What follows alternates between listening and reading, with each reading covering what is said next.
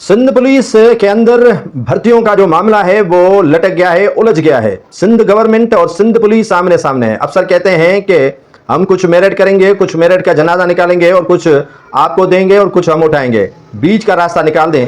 लेकिन सिंध गवर्नमेंट डटी हुई है कि सिंध पुलिस के अंदर जो 4000 भर्तियां हैं हो रही हैं या होने वाली हैं, उन पर 2000 हमारे ले लीजिएगा, उनमें से कुछ 100 मेरिट पर ले लीजिएगा और कुछ 100 अफसरान अपनी मर्जी से भर्तियां कर लें, तो हमें एतराज नहीं है। लेकिन सिंध पुलिस के अफसरान कहते हैं कि तमाम की तमाम भर्तियां हमारी मर्जी पर होंगी और हमारी मर्जी के बगैर नहीं होंगी, जिस पर सिंध पुलिस और सिंध हुकूमत में ठन गई है। वजीर दाखिला सिंध ने हालिया दिनों में बयान दिया कि जो आईजी सिंध गुलाम नबी मेमन है वो उनके सबॉर्डिनेट हैं, उनकी औकात नहीं कि वो उनसे टकराव करे, या मैं अपने सबॉर्डिनेट से टकराव नहीं करूंगा क्योंकि मेरी और उनकी बराबरी नहीं हो सकती है। टकराव वहां होता है जहां बराबरी होती है।